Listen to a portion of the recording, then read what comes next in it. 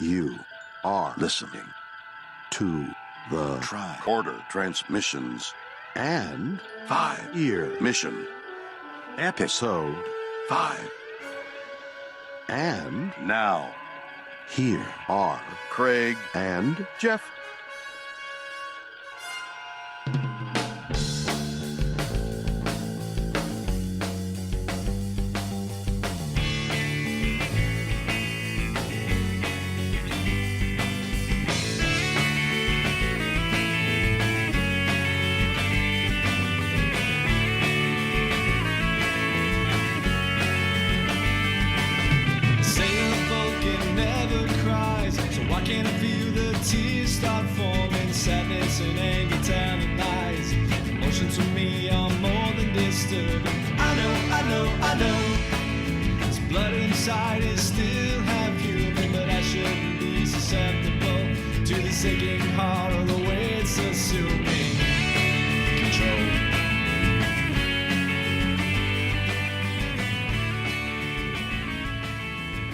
Welcome to What Are Little Songs Made Of? This is our 5th installment covering the 5th track on the Year One album written by Chris, and that is The Naked Time.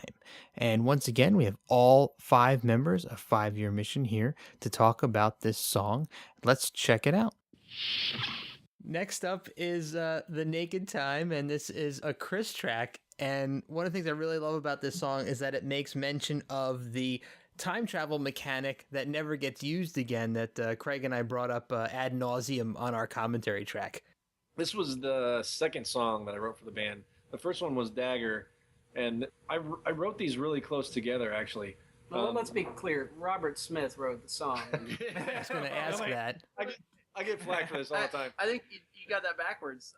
Dagger was the first song that you sent out to us. It was. That's what I said. Yeah. Oh, okay. Sorry. Yeah. Dagger of the Mind was the first one. The second one was you wrote them close was together. The Naked Time, but I wrote them really close together. And I hear it all the time. The chord progression is pretty much exactly like just like Heaven. It's not identical. It's not the same It's not identical, chords, but the similar relationship between the chords. So we decided to make the intro to the song exactly like yeah, right. I had a lot of fun coming up with the lead lines for that. So and that was completely unintentional. I had heard Just Like Heaven before, but I think I had one Cure album growing up. The one everybody had. Boys Don't Cry. In the 90s. No. Disintegration. Oh, Disintegration. Was it Disintegration? Or Okay. Disintegration or Wish. Wish was poppier. That was I had Wish. That was the one Cure album I had because I had Friday I'm in Yep, Love. that's Wish. That was the big hit at the time. That was a great song. It was a great song. I still love Mike that is song. just shaking his head in disapproval. Yeah, shut your head. So anyway, it was completely unintentional. My but head is on the door, sir. Yeah. Nice. There's a similarity there, I will admit. But that one just kind of came to me. I don't know. I just had this idea. I was watching the episode, and what I usually do is I'll watch the episode and take notes. And I think at the time, I don't think I even took notes on that one. It just stood out to me that Spock is struggling with his emotions. I mean,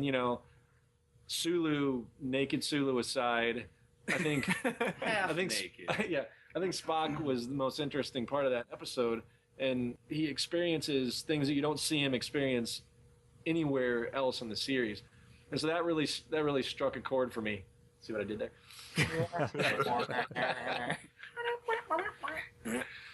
So that's where Vulcans Don't Cry came from, and then I just kind of ran with it from there. And there's outside of that, I just kind of went through the episode. It's one of those story songs where I just went from Spock's perspective. You see him sitting in the chair and trying not to cry, and then you see his confrontation with Kirk, and then the whole thing at the end about the time travel. I just thought that was so funny because there's all kinds of different, time traveling and dimension hopping in Star Trek, and the one didn't they like fly around the sun to like reverse everything. They do use it again in the Voyage Home. Yeah, and that's kind of where they use it again in the Voyage Home, and that was the. It is Tomorrow's Yesterday. Yeah, it's Tomorrow's Yesterday. What? What's the time travel thing? Yeah, what's the time travel thing in Naked Time? It is. He's right, though. There is a...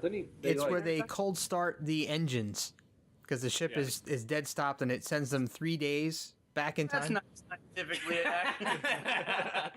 Oh wait, so tomorrow's yesterday is when they fly. When they fly. Yes. And I was wondering what you were. Okay. I So, cold started my car the other day and nothing happened. yeah. But the point was they use time travel, elsewhere in Trek. So I just thought it was just kind of a little wink at the whole, you kind of, it was so random the way they did it. So it's like they do it some other random way a few episodes later. I just thought it was kind of funny. So that's where that came from.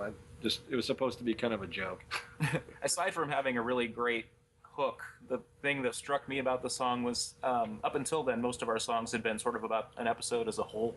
But for that particular song, he's focusing on just like a couple minute scene in the episode, and it's kind of all centered around that. So that really kind of opened more doors as far as the songwriting process for us too. Well, the chorus "Vulcans Don't Cry" is just it's a fantastic line. Yeah, it's catchy as hell, and it's just very, very memorable. And it's someone who has even a limited knowledge of Star Trek, like hearing that is pretty satisfying. Yeah, when I started writing, and it started with Dagger, and went on to Naked Time and even Balance of Terror, I kind of tried to focus on something that was I didn't want to do a complete synopsis, and I think when I started, that's kind of the idea I had, that it would be kind of a synopsis. But then when I watched the episodes, I thought, I just want to focus on something that stands out to me, and it may not be something that stands out to somebody else, but I just thought that was an interesting way to approach it. And I mean, I've done a lot of different approaches since, but I think that was kind of the basis for how I started writing.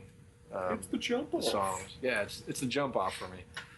One of my distinct memories about working on this song when we first started is the first time that Patrick and I both sang along to the I feel, I hurt, I love part, and Chris wasn't expecting it. And he kind of turned around and looked at us like, what are you guys doing? One of my memories, and I'm bringing Andy in on this, was I had so much trouble early on, like knowing when to come in on the bass at the very beginning, because Andy still he does this little Andy thing. still says it every time we start the song. We play the song, he still says second crash. Now it's second crash. Yeah, I could not figure it out for the life of me at first. And then, Still can't. I gotta get it every time. Hey! Now and then. All the time. And for those of you keeping score, this is one of the very few songs that Chris does not say the title of the episode. His lyrics almost always in the chorus. I'm kind of notorious for that. I've tried to move away from that You've gotten better. as it's been pointed out to me. Sitting on the edge of forever. We made him change some of the words because he just kept repeating "sitting on the edge of forever."